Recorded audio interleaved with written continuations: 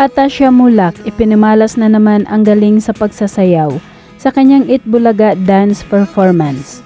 Nakasuot ng pulang pants at pulang crop top si Atasha.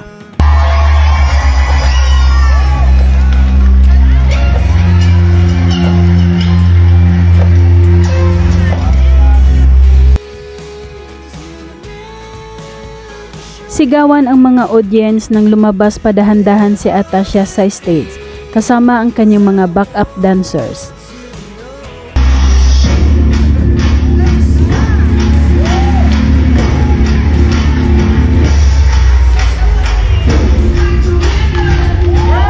Ginalingan niya ang bawat steps ng kanyang sayaw, nababagayan pa sa kanyang mahabang kulot na buhok.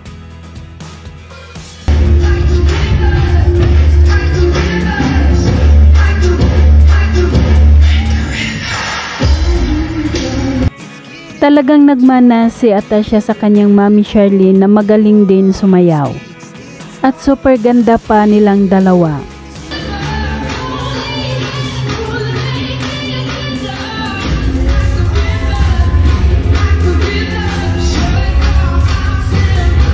Ang dating mahiyain na si Atasha ngayon ay unti-unti nang inilabas ang talento at todo hataw na ito kapag nagpe-perform.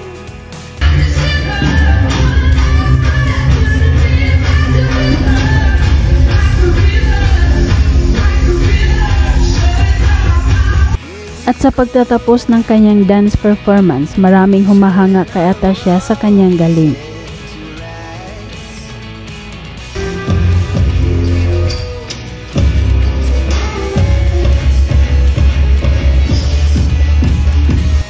Samantala, mapapanood naman natin ang kanyang mga behind the scenes sa Itbulaga habang nag-hosting. Today, nakakatuwang makita kayo sa Itbulaga stage. I hope ready na kayong mag-exercise ang brain cells nyo. I'm sure. Habang nasa tabi at nakaupo silang dalawa ni Raisami, kausap ni na Atasha ang isang staff ng Itbulaga. Tipid naman. 45 seconds. Go.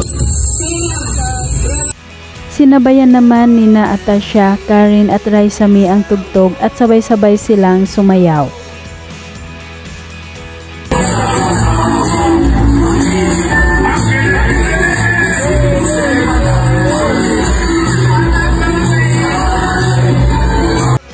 Naatasan naman si Atasha na iwagayway ang isang placard na nakasulat na "Quiet Please" at "No Coaching" para sa palaro.